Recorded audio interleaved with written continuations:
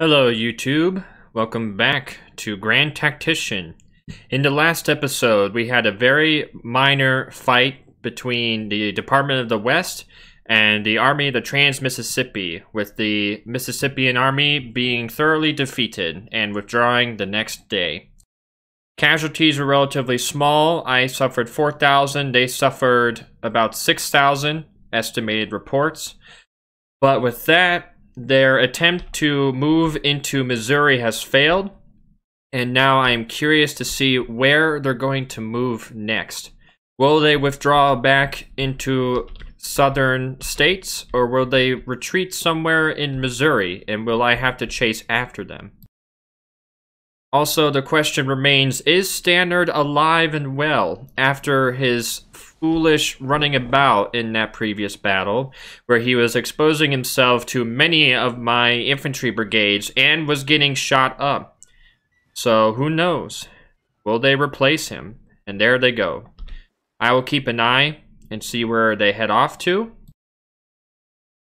Here we have a monthly economic report. Everything's good. Lacks, excuse me. Lacks iron, livestock, wood. No overproduction. Oop, didn't mean to click that. Because I believe with that, all campaigning has ceased for the moment. Oh, well, what? Just kidding. They have moved into the western part of Maryland, surprisingly enough. That is a bold move for the Army of the Potomac and the Army of the Shenandoah. However, will they be able to fight against my 89,000 man army? With my two corps situated in the more central part of Maryland. Or as I said in the last episode, the last two episodes ago, Maryland or something like that. I was recording at nighttime, so I couldn't speak properly, and that was the issue. How is the Department of the Ohio doing? They're still recovering, supplies are good, and their training is at regular level, which means they're getting better. Ooh, that's not good. I don't like where they're going. I'm gonna pursue them. I shouldn't. Well, probably should. Just to make sure. I don't want them going deeper into Missouri. But I do not want them. They have defensive positions up. Not sure why. Because they're invading my territory. But Army to Pennsylvania is still moving. They're going to position around Hagerstown.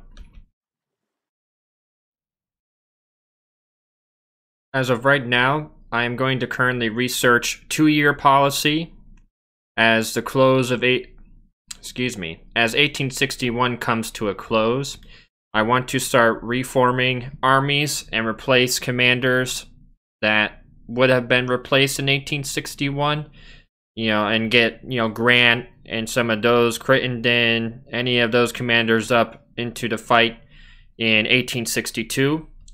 If we look here, as my Army of Pennsylvania forms, these guys they're aiming for 30,000, and these guys are aiming for over 50,000. So if they combine, this is going to be a huge battle in Maryland. About 90,000, it's about even, 90 versus 90,000. So that will be an interesting fight. I don't know if they would get reinforcements from these guys unless they all move in. I'm kind of nervous, but excited to see that kind of fight happen. We're still building a supply depot here, so that's good. Troops are being trained. I'm going to try and get all my other armies recruited, maybe reform and build bigger armies. So I will get back to you when I have made those changes.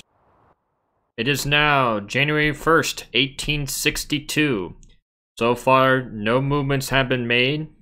The only movement I am doing is moving the Department of the West up to St. Louis because they are out of food and they need to resupply. However, I believe these guys are finally set. Oh, There was an enemy naval fleet. Oh yeah, it's still there. I couldn't see it. It supposedly was there. But I'm gonna move them down there anyway, make sure that they're not. Union calls for volunteers. 2 years contracts. The Congress sanctions further enlistment. States forming new regiments. Call to arms. There we go. How much does that unlock for me now in terms of the pool? 259,000. And so far with these states, 207,000 are fielded. Only 9,400 casualties. I'm not sure if that's true. So far, no deserters, which is weird. I have reformed the Army of Northeastern Virginia. They are now known as the Army of the Potomac, as they originally were. And I have given Major General Joseph Hooker command of the army. It's technically a corps, but it is an army. And I promoted Richardson to be a division commander, and Samuel Starr as a second division commander, and Anderson in charge of the 1st Battery Division. And that's all for that. Department of the Ohio, I recruited a whole new division under Crittenden. So that boosts them up to 40,000 troops. Department of the West is still a little weak. I should probably add a 3rd division here for them. So let me do that. So that will boost Department of the West up to 37,000 troops. Totally fine. Let's see how these guys... Whoa, what happened? The Battle of Mississippi has ended with the Jones Squadron retreating, of course. I was looking for those enemy ships and I found them. 1 ship lost. 1 sunk, including the period. Alarming. We sunk one of their ships. Alright, fine. Whatever. It gives the Confederacy another victory. I couldn't see them on the map here. I didn't know they were still there. Oh, they have 32 guns. That's why. I was completely gunned. Checking over here. Army of the Shenandoah. They're going to get up to 31,000 troops. Army of the Potomac is at 49,000 troops. That's going to be about 79,000, 80,000 for them. And I have 88,000 in total. So, relatively close. But even though I built a supply depot, they are low on food. They're fine. But they're low on food. So I'm not sure what the deal is. If they want to keep this war going, they better start recruiting more troops. I'm at 209,000. Historically, the ratio is 2 to 1, with Union, of course, outnumbering the Confederacy just due to more states, more immigrants, and more industry than the Confederacy. But I would like this to be evenly matched. I like to have a challenge. So, my plans are going to have the Army of the Potomac launch a peninsular campaign, just like McClellan did, and see how close can I get to Richmond. That'll be my plan. These two are just going to be up against these two. Plus, if I do move these guys and launch them down here, it may lead to everyone running to Richmond. So we will see how that goes. The West is relatively quiet. They, as last reports, they have decided to stay within the center of Missouri. No reports of any other armies. Missouri State Guard is down here. The Florida State Militia down here is still intact. And I know the South Carolina Militia is still there. But these guys have been blockading for a while. I'm not sure if it's us. No, it only shows the Confederates blockading. Here they come. They're retreating all the way out down to the south of Florida. Interesting.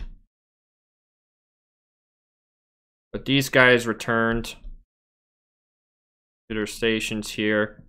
I'm going to give them a new ship. 74 guns, why not?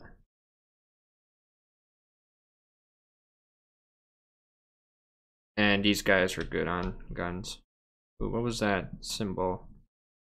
This the symbol, where'd it go?